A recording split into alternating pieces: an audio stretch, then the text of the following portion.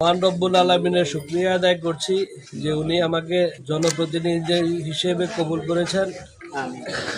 আসলে উপজেলা পরিষদের চেয়ারম্যান নির্বাচিত হয়েছি, জনগণ আমাকে দলমত নির্বিশেষে নির্বাচিত করেছে। আমার অনুভূতির জায়গা হলো, আমি ভোট কেন্দ্রে গিয়ে যেটা দেখেছি, মা বোনেরা এবং বয়স্ক মানুষেরা যেইভাবে কেন্দ্রে এবার ভোট দেওয়ার জন্য জনস্রোতের মতো গিয়েছে, আমার এই উপজেলা চেয়ারম্যান নির্বাচিত হওয়ার মধ্যে আমার সবচেয়ে ভালো লাগার জায়গা হলো দলমত নির্বিশেষে মানুষ এবার ভোট দেওয়ার জন্য কেন্দ্রে গেছে এবং আমাকে তারা ভোট দিয়ে নির্বাচিত করেছে। আপনারা জানেন আমাদের 118টি কেন্দ্র ছিল, আমার মনে হয় আমি প্রায় সবগুলো কেন্দ্রেই জিতে। তো জনগণ আমার প্রতি যে আস্থা রেখেছে, আমি ইনশাল্লাহ চেষ্টা করব এই জনগণের এই ভালোবাসার প্রতিদান দেওয়ার জন্য এবং আমাদের দলীয় নেতাকর্মী সহ এই ফরিদগঞ্জ উপজেলার মানুষকে নিয়ে আমি ফরিদগঞ্জ উপজেলাকে একটি উন্নত সমৃদ্ধ স্মার্ট ফরিদগঞ্জ হিসাবে তৈরি করবো ইনশাল্লাহ। সকল সাক্ষাৎকারেই বলেছি যে উপজেলা পরিষদে তেমন কোনো বরাদ্দ নেই। উপজেলা পরিষদের বরাদ্দের পরিমাণ খুবই স্বল্প। মাননীয় এমপি মহোদয়ের অডেল বরাদ্দ রয়েছে। আমি চেষ্টা করব